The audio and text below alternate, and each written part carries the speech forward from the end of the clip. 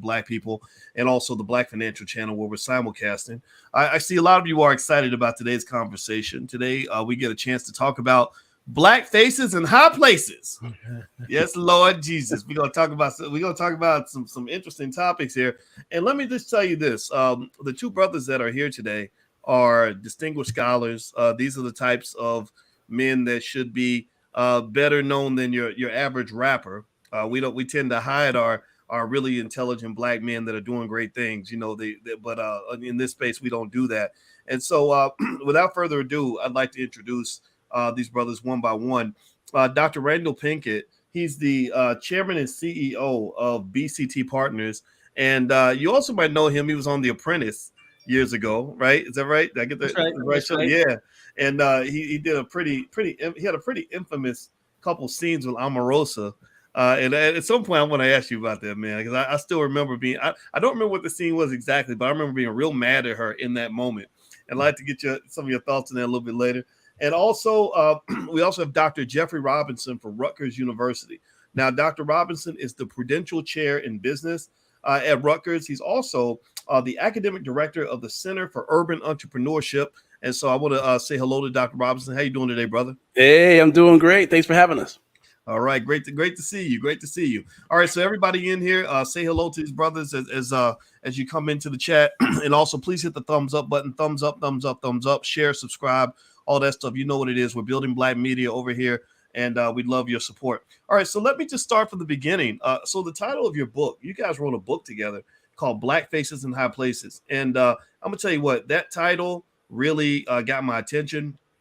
I thought it was a brilliant title, and it looked to me like it was kind of an application to in our space we call it the corporate plantation.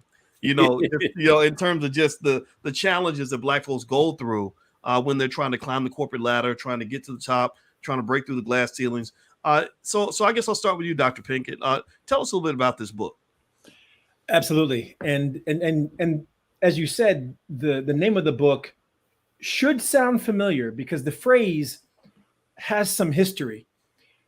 Mary McLeod Bethune once said, "My people will never be satisfied until they see Black faces in high places." Subsequent to that, there was a book called Black Faces in High Places, subtitle Negroes in Government. That's how dated that book was. Dr. Robinson and I, recognizing that the conversation about Black leadership is heightened in the moment that we're in 2022, we decided to reclaim this phrase in some ways and to put our own spin on what it means to us. And I'll simplify it by saying this: for us to be a Black face in a high place is to acknowledge two things. First, that you stand on the shoulders of giants. So you have an obligation to be a giant so others can stand on your shoulders. Don't forget where you came from and who sacrificed for you to be there. And second, there are three words we use in the book, Dr. Boyce, which you'll appreciate. You must be authentic, you must be unapologetic, and you must be strategic. So when you embody those three characteristics, authentic, unapologetic, and strategic about how you pull the levers at your disposal for the benefit of our community, understanding that if you're not pulling those levers, somebody's pulling levers for their community. And that's the essence of this book. And Dr. Robinson can say more about kind of what motivated us, but that gives you a quick and simple overview of what is the spirit of this book. Wow. Okay, so authentic. Everybody in the chat, type some of these words in for us. So and maybe type the one that means the most to you. Authentic, unapologetic, and strategic. I like that. So it's like SAU. That's how I like to remember stuff with acronyms. So I see SAU: strategic, authentic, unapologetic. So you got to have the sauce. Because a lot of our leaders ain't got no sauce. a lot of our so-called leaders. I mean, when you said that word apologetic, Dr. Robinson, when I heard unapologetic, I thought about just in public how often we see Black men in particular apologizing for things. I'll name some examples that maybe don't necessarily fit in the corporate space, but kind of do, because these guys have corporate relationships, and it was the corporate relationships that led to the apologies. I think about Nick Cannon, and when Nick Cannon did a couple of interviews that were a little bit racy. He was apologizing, then he re-apologized, and he re-apologized. And I know a lot of people in our space were just pissed off. Like, why do you have to apologize 8 times? Just apologize once, keep it moving, or don't apologize at all. Another example was Snoop Dogg got real upset about something with Gayle King, and he said some things that I at that time I said it's inappropriate. He shouldn't have said what he said, but then he was apologizing. And I think that there are a lot of people who feel, and why were they apologizing? Why? Well, because somebody's pulling the purse strings. It's about their money, it's about those corporate things, right? So I think, Dr. Robinson, that there are just some people in our community who are just tired of us always apologizing, always, almost like you're apologizing just for being Black. Can you kind of speak to some of that? And then also your spin on the book and why you participate and things like that. Sure. So, when we were thinking in the book, what makes the Black faces in high places, an important sort of phrase, most of the time people think about it in a negative sense. They think about people who have gotten to the top and then forgot where they came from. Or that, we say things like the Black faces in high places aren't doing enough for the community. And so when we talk about being unapologetically Black, we're talking about people who say, yeah, I am a Black man, I am a Black woman, and I have a community that I come from, and I have no problem directing resources to that community for the betterment of the community. You don't have to apologize. There's other folks who come to the table and they make their statements about how they're going to contribute to their communities. And we, as Black people, sometimes we kind of cower from those moments, and that's not proper. That's not what's going to make us as a people to progress either. Dr. Pinkett said it already. If other folks in other communities are advocating for their resources, for their foundations, for their schools, for their nonprofit organizations, for their businesses, for that matter, why aren't we doing it for ourselves? And so that's where we're coming from when we talk about being unapologetic.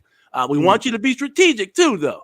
And so the subtitle of the book is 10 strategic actions to reach the top and to stay there. And let me say it again. It's 10 strategic actions for Black professionals to reach the top and stay there. We are real specific about that. Once again, unapologetic about who our audience is and what we're trying to do. So, there's a lot in that, right? There's a lot in that about moving up that ladder. But I don't want people to think the book is only targeted at the corporate folks who are in corporations, because we spend at least half of our time talking about entrepreneurship, systems change, transforming systems. We talk about how we can be more structured, strategic about giving back to our community and to worthy causes. We talk about how to support social entrepreneurs who are doing things directly to impact our community in positive ways. So, there's multiple layers there. But if you're in corporate, there's something here for you. And we're also putting a marker down and saying, here's some things you need to be doing to be an entrepreneur inside of a corporation, directing some of those resources and opportunities to our people. Well, I like that. One thing I like about the book, Dr. Pinkett, is, and what I really like about our discussion, because I have so much respect for both of you guys, is it's nice to see these bridges being built. And maybe we're not the first generation to do it, but these bridges being built between those who have just rejected the establishment and those who are working with the establishment and getting things done, and I know that. And I like the way, Dr. Robinson, I like the way you highlighted the fact that the book isn't just for Black professionals, right? Sure, if you're a professional, you can use these strategies and it will help you. But it sounds to me like, Dr. Pinkett, you're also talking about not just climbing the ladder, but even building ladders, or maybe being in spaces where let's say it's just Black folks dealing with Black folks and you are a leader. There's a lot of strategy that comes into that. And maybe we don't talk about that enough. What are your thoughts on that? You hit the nail on the head, Dr. Boyce. This book is actually a sequel. I sometimes call it the remix. Our first book together was Black Faces in White Places. And in that context, we were focused specifically on environments where you see very few representations of us. You're the only one or one of the only few. This book is focused specifically on the differences in when you're trying to get to the top and when you arrive at the top. And as you know, when you're in a position of leadership, decision-making, authority, and power, it's a different set of challenges and expectations than when you're trying to get there. And I'll say it differently, that if you don't know who you are before you become a black face in a high place, it is too late. Because metaphorically, the winds of change and the seas of pressure are more violent, more disruptive, more aggressive as you go higher and higher in your career. That if you don't know who you are, that is kind of your anchor, and you don't know what direction you're going, that's your compass, those winds and seas will easily blow you off course. And so we begin the book, as Dr. Robinson mentioned, off these 10 strategic actions, but they're cumulative, meaning strategic action number 1 is the foundation of all 10 of the strategic actions, and that is self-determination.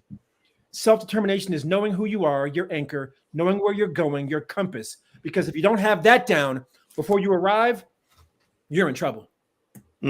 I like that a lot. And in case anybody wants to know, I mean, this is why, I mean, I'm just getting to know Dr. Robinson, but I like Dr. Robinson because he was a friend of Dr. Pinkett's. And also we have another mutual friend, Dr. Lakita Blockson, that I've known for a long time. And the reason I say that is because, you know, when I first met you, Dr. Pinkett, I remember thinking, I wonder, you know, what kind of brother is he? You know what I mean? You think that with everybody, you just don't know, you know, you don't know if it's a person who has become successful by completely rejecting the black community, or if it's a person who's been able to, as you mentioned, find that anchor. And hearing that anchor statement you just made, I love that because it really explains that, you know, you get in this world that a lot of people are going to be blowing you in different directions. And if you don't know who you are, then you can end up losing yourself completely.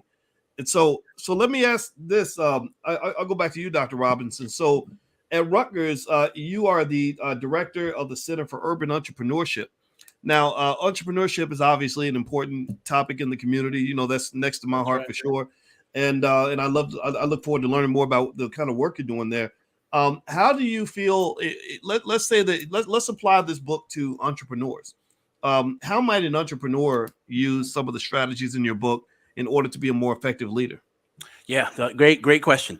And so just to put it in context, in the book, we have, we have 4 different sections of the book. We call them 4 different levels. And the third level is all about being entrepreneurial.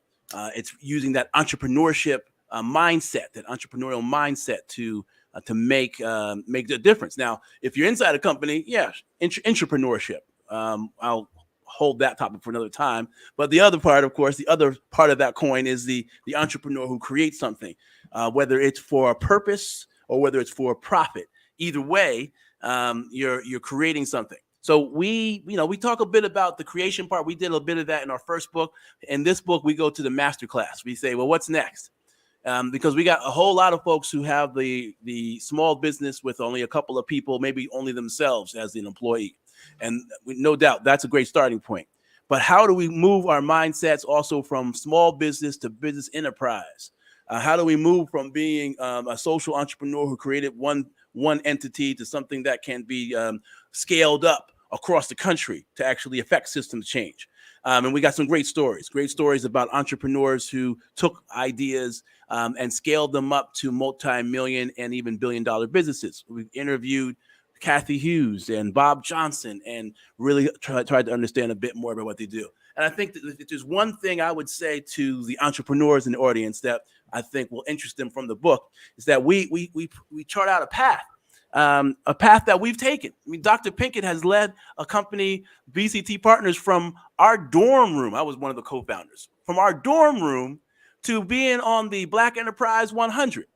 You know, from making a few $100s to now $26 million and making the list of Black Enterprise 100, Inc. 5,000, and still growing. And notice he didn't even smile when you said that because the brother's that focused and serious. He got that Tiger Woods face. I'm talking about pre 09 Tiger Woods, not the post. Go ahead, please. Yeah, but you're right, because he's already thinking about the next part. So how do you get there? So we looked at the patterns. We needed to know it for ourselves, but we also needed to be able to help people understand how you do the joint ventures, how you do the acquisitions and the mergers, how you think about putting together the consortiums and the coalitions to make it happen. Whether that is for making the next $1 and $10 million and $100 million, or maybe it's for affecting 100,000 Black youth in America or more. Those are that's the kind of scale and thinking that we need. So that's where we're at. That's where we're coming from. So strategic action 8 and 9 deal with both thinking and acting like an entrepreneur and transforming systems. That's where we've got to be. That's what we got in the book. And I'll add, because you referenced the interviews with Bob Johnson and Cathy Hughes, and I think we tell a story in the book, Dr. Boyce, that has not been told, which is we came to find out from their respective perspectives that at one point BET and Radio One were going to merge into a single company. I had no idea. Bob told the story, Cathy told the story. And as you know, that would have been an unprecedented integration of two Black-owned media giants. If you wanted to advertise for Black people, television, radio, etc., you'd have had to go to this merged entity. And to make a long story short, what upended the merger, which was written up, legal contracts, ready to sign, ready to consummate, what upended it? Egos. Boys, I call that the Kobe Shaq problem. There you go. Championships and you can't get along. Go ahead, please continue. Oh, exactly. And all the discussions about who's going to run it and for how long and who's reporting to who, and they could not get that deal to the finish line. And Bob Johnson said, and he may or may not be right, he says, I don't know of any major Black-owned companies that have ever consummated a merger of that scale. And it only speaks to this idea that for us to grow our enterprises, it's not some external force that may be holding us back. It may be us. And the more we can humble ourselves, like Dr. Robinson and I and our two partners, the four of us, I call New Edition with no Bobby Brown. We've been together for 30 years in business since college when we were 21. I just turned 51 on Saturday. Well, humble yourself. New Edition with no Bobby Brown. Amen. What kind of a great group would that be? I like that a lot. I like that a lot. Well, everybody, in case you just came in, I'm talking with Dr. Randall Pinkett, who's the chairman and CEO of BCT Partners. Also, Dr. Jeffrey Robinson, who is the president or prudential chair of business at Rutgers University and the academic director of the Center for Urban Entrepreneurship. If you could take 1 second, please hit the thumbs up button, thumbs up. And I want to remind everybody, don't forget that you can go to the Black Business School. We have a lot of great stuff happening there right now. So if you're interested, please feel free to take a look at boycewatkins.com. The URL's on the screen. All right, so let me go to you, Dr. Pinkett, with this question. Then, you and I met each other through a guy that's just one of the greatest human beings in the history of this planet, in my opinion, Dr. George C. Frazier, and he runs his Power Networking Conference every year. And I know how honored I've been to be a part of that. And going back to what you said about ego, I was really impressed with at least a couple of things with Dr. Frazier, which are probably connected. Which one is his obvious extraordinary skill in networking, and I've just seen the power that accrues with the ability to understand the power of doing things together. Just how great you can be when you work together. And that's something I encourage everybody to pay attention to. How you form relationships, how you get along with other people, so important. And I think it's important to state that because we have so much that we're seeing in media that is built on that ego that you refer to. And that actually links to the second piece. Dr. Frazier also impressed me with the level of humility that he has in forming those relationships.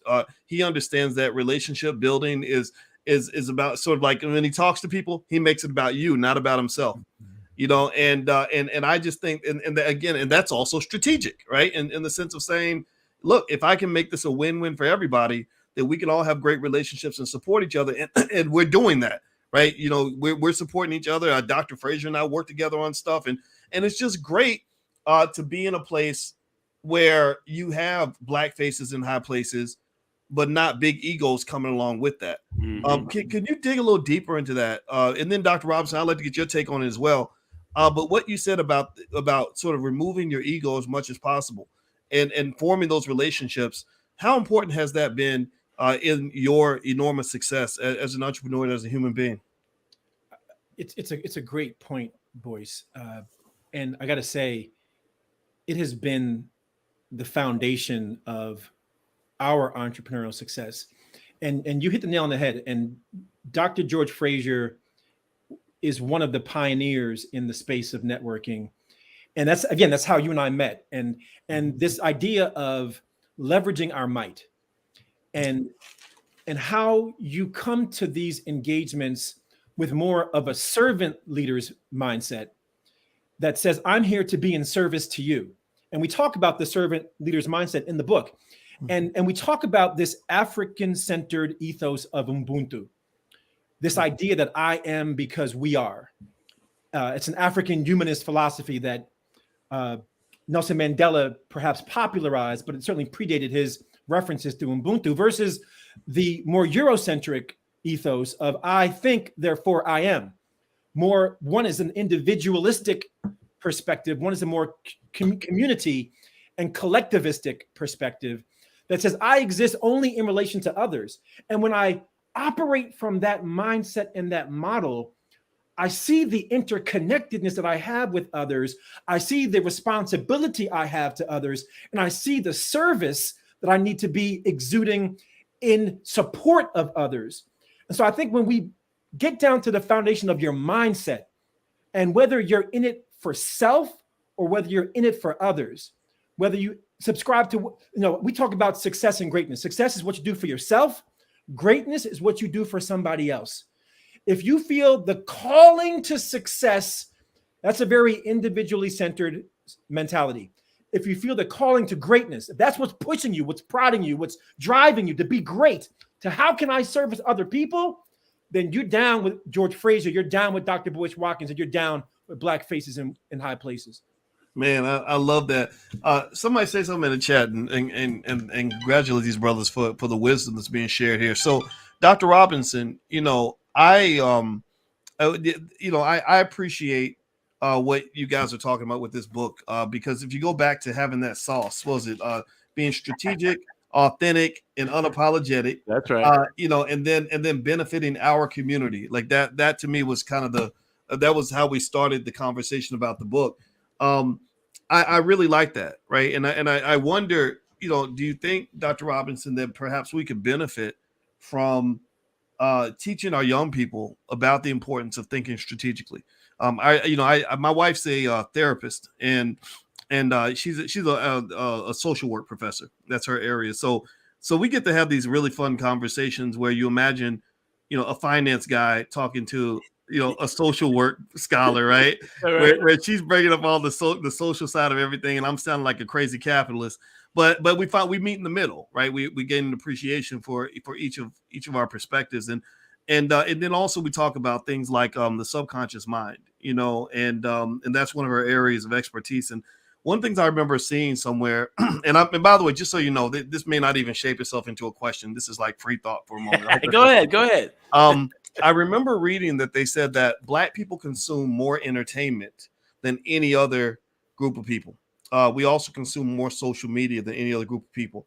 And corporations know this. They advertise products to us. And when you read the Nielsen studies, all they say is they basically say, if you want to sell products to Black people, just know they watch more TV than anybody else, and they'll buy anything that a celebrity endorses. That's literally what Nielsen said. So they're talking to these corporations and saying, look, if you want to sell stuff to Black people, just put a celebrity on your laundry detergent, on your cheeseburger, whatever, and they'll buy it. That's what they were saying.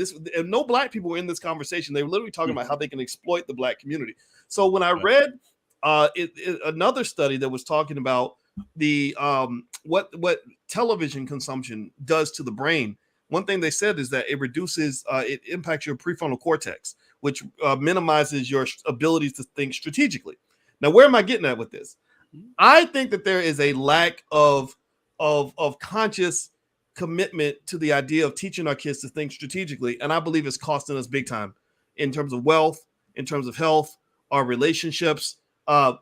everything from dealing with the cops to dealing with corporate America requires strategy, or dealing with even reproduction. If I'm a man and I got all these women running around me, I got to be strategic, or I'm gonna have babies, mamas, and chaos in my life. What do you think about what I just said, and what comes to mind for someone who is smart and strategic like yourself? Oh, yeah, you hit it on the head. We need more strategic and critical thinking, and it needs to start young. It's something I struggle with my own children. If you are always watching somebody else, the big thing right now is reaction videos. Literally, they're watching somebody else think and say something. I'm like, hold up. We're not gonna be watching this for 8 hours. No, you got to go do something else. You can read a book, because it's a different way to engage your brain, not passive, it's active. We need to be doing more creation. It's the thing we used to talk about, 15 years ago.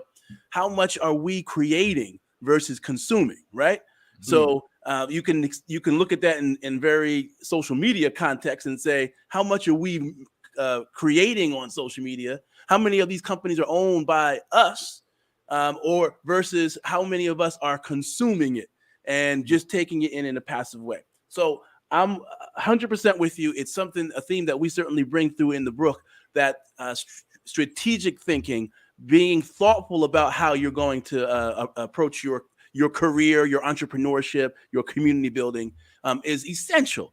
And so you need to have people around you who are also strategic thinkers. That's the other part of this. It's something we've lived, but it's also something we're encouraging these young people, especially those who we're meeting in colleges and universities, to look around. Don't just hang out with people because they're fun to be with and having a great party. Who can you build a business with? Who will you be going to in 5 and 10 years saying, what's my best next move in terms of business or finance? Get with the folks who have some strategy and some thoughtfulness, because those are the folks who are going to help you and help your community. So it's all part of the same conversation. We need more. When certainly we want people to buy our book and read it. But one of the themes, no matter where you get it, is that you have to be critical thinking. You have to be strategic about what you're going to be doing, and we got to work together.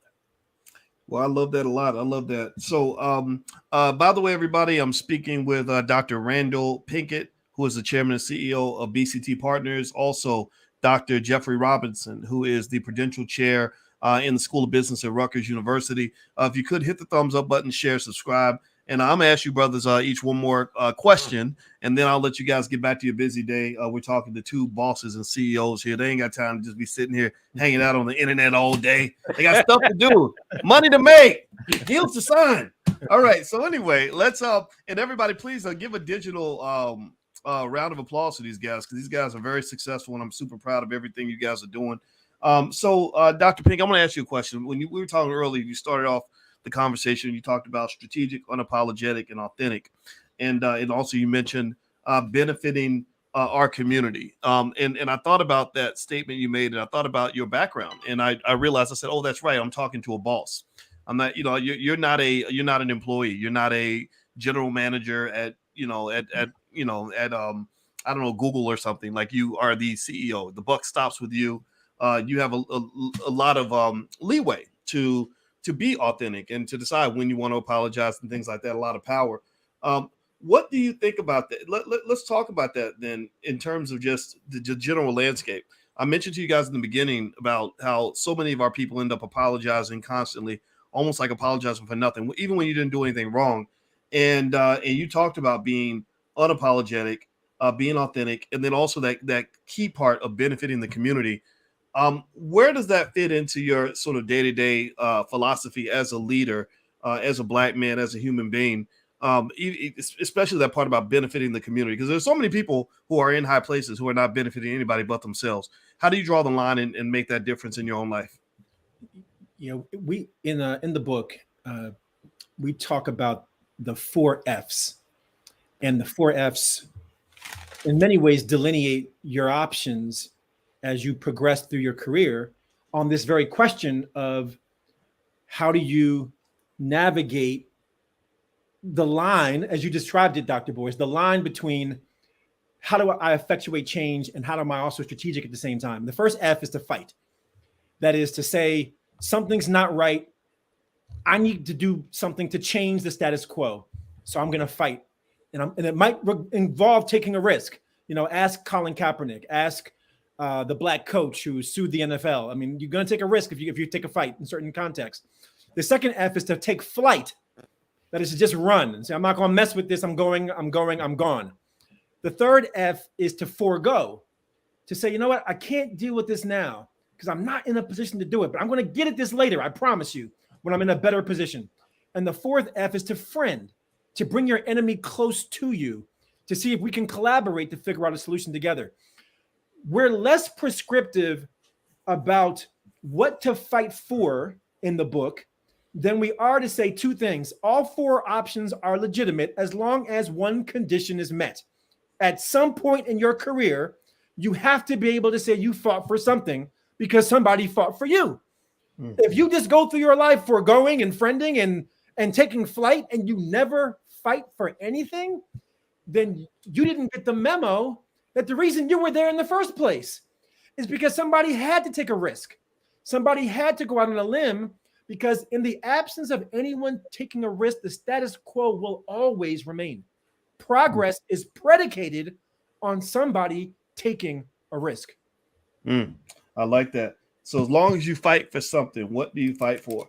It's funny. Dr. Robinson, I remember when I was studying one of Obama's Supreme Court Justice nominees, Elena Kagan, and because I gotten this call from the White House, and I guess because I had this little podcast, they were like trying to explain to me why she was this great choice for the Black community. I didn't agree. And because I was sort of like, okay, I was looking, I was like, where does she really fight for Black people in her life? And I didn't see any examples of that. In fact, it was actually kind of sad. I think that out of 32 professors she hired at Harvard, not one of them was Black. Not one of them was Native American. Not one was Latino.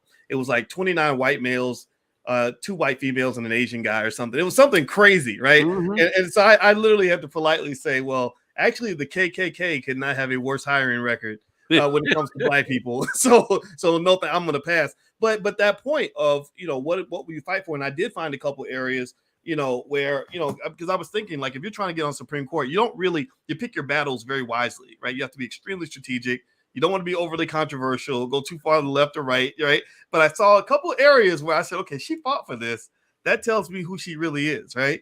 And so that idea of sort of knowing what you fight for, I like that a lot. And so yeah, fight, flight, forego, and friend. So tell me about your journey as are you a full professor at Rutgers now? Soon to be, yes. Soon to be. All right. Well, everybody clap for that, because that's very hard to do. My wife's a full professor, and and I know what she went through, and I have so much respect for that. And everybody should know how that's not a typical PhD, right? Like you have the PhDs, then you have the tenured PhDs, then you have the full professors. So you're talking to a real sharp brother right here. How do you choose what to fight for? In your experience at Rutgers, and what's that been for you, and what have you fought for that you're most connected to and most proud of? Yeah, it's a great question, and it's something I like to talk to younger faculty, people who are new to the game about. There's game. There's a game that everybody has to play. You have to know the rules of those games, and you got to know how those rules get bent sometimes for others. And the question is, well, why not us? The thing that has been very important to me over the years is that I stay connected to the kind of work and the way that I want to do the work that I started with. I've always wanted to do work that was targeted at the betterment of the community. And for me, I was thinking about, you hear all the euphemisms here in a moment, right? I was thinking about urban entrepreneurship, and certainly in a lot of urban areas, we're talking about Black and brown people. Minority entrepreneurship, African-American women entrepreneurs. That's how Dr. Bloxton and I were working on some projects looking at African-American women entrepreneurs of high growth firms. And one of the things I realized along the way is that if I had a platform to stand on, and some kind of center or institution that would support me in doing that kind of work, then I can get a lot done. And so coming to Rutgers after being at NYU for 5 years was like a breath of fresh air, because there was a professor there. So you may know her, Professor D.T. Ogilvy. Yep. Who was already at Rutgers and was already, making things happen for the community. But she said, your research is interesting, and we want to build a center that addresses urban entrepreneurship and economic development. I said, well, there it is. Now we got a platform. Now we get some resources, which is exactly what we did. And we got resources from the government and resources from corporations to be able to train and assist and mentor Black and brown businesses. That it wasn't only for them exclusively, but yet many of them that participated in our programs were. Having an ally, another Black person who was about the big picture, looking at what could be done in the community, that just changed the whole game, because now she had the sauce. Yeah, exactly. So now you got it. So for me, every step of the way, I've had the right people and the right platform to be able to do excellent work. And that's the difference. I know a lot of folks who are out there, and I know, maybe you and others have experienced this. You're the one and the only one. Nobody out there trying to help you or support you. But I had Dr. Ogilvy. I had Dr. Jerome Williams, who I'm actually succeeding in the Prudential Chair. I had, even some of our white allies, department chairs, and other folks who were really about supporting me and supporting the work that we did. And sometimes, we didn't always agree, but I could be my authentic self, unapologetic and strategic. Now, you talked about sauce. I want to extend your little model you got there. Let's go strategic, authentic, unapologetic, and community engaged. There it is right there.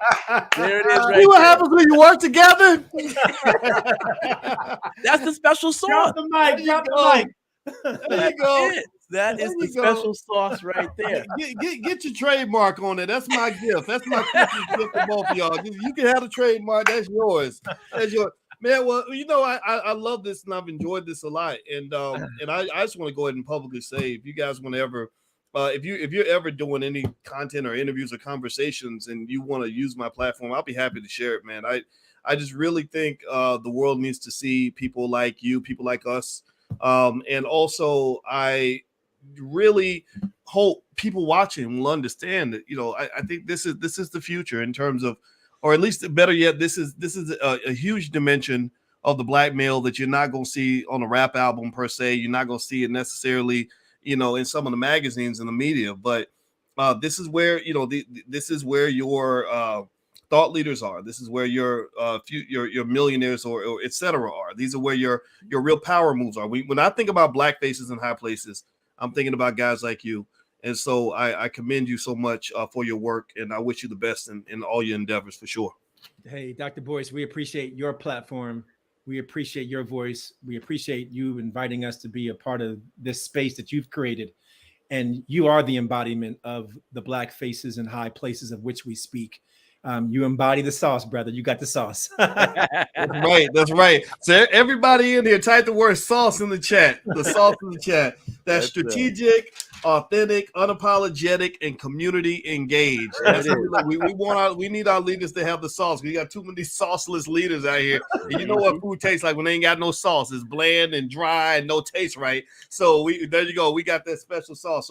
So everybody, thank you all for watching the interview. The book is called Black Faces in High Places by Dr. Randall Pingett, Dr. Jeffrey Robinson. I hope everybody will pick up a copy. I also hope you will take the time to share this interview, because you don't hear conversations like this, all over the place, all over media.